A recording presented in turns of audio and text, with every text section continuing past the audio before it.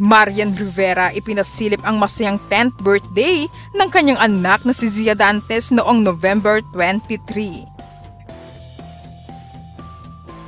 Masayang pagdiriwang sa 10th birthday ni Zia Dantes, bumida sa Wonder Society Club na bagong negosyo ni Marian Rivera. Isang napakasayang selebrasyon ang naganap para sa ika-10 kaarawan ni Zia Dantes, anak ni Marian Rivera at Dingdong Dantes, na ginanap sa bagong bukas na negosyo ni Marian na Wonder Society Club, kung saan siya mismo ay co-founder. Naging makulay, masigla at puno ng halakhak ang espesyal na araw ni Zia habang kasama niya ang kanyang pamilya at mga malalapit na kaibigan.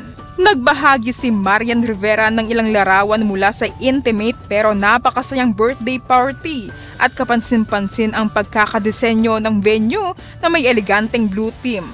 Mula sa dekorasyon hanggang sa mga lobo at table setup, nangingibabaw ang malamig at kaayang-ayang kulay na nagbibigay modern at klaseng selebrasyon. Ang light blue cake na may ribbon ni Zia na perfect match sa suot niyang light blue jersey na nagbibigay ng sporty pero sweet na birthday look. Hindi maikakaila na napakaganda ni Zia, kitang-kita ang kanyang pagiging dalaga na may natural at simpleng ganda na tulad ng kanyang ina. Sa kabila ng eleganteng dekorasyon at bonggang venue, dama ang pagiging intimate ng selebrasyon.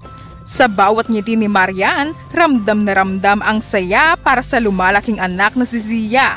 Sabi nga ni Marian sa kanyang caption, "My heart is full seeing Zia and her friends enjoy every bit of her birthday at Wonder Society Club make it all worth it."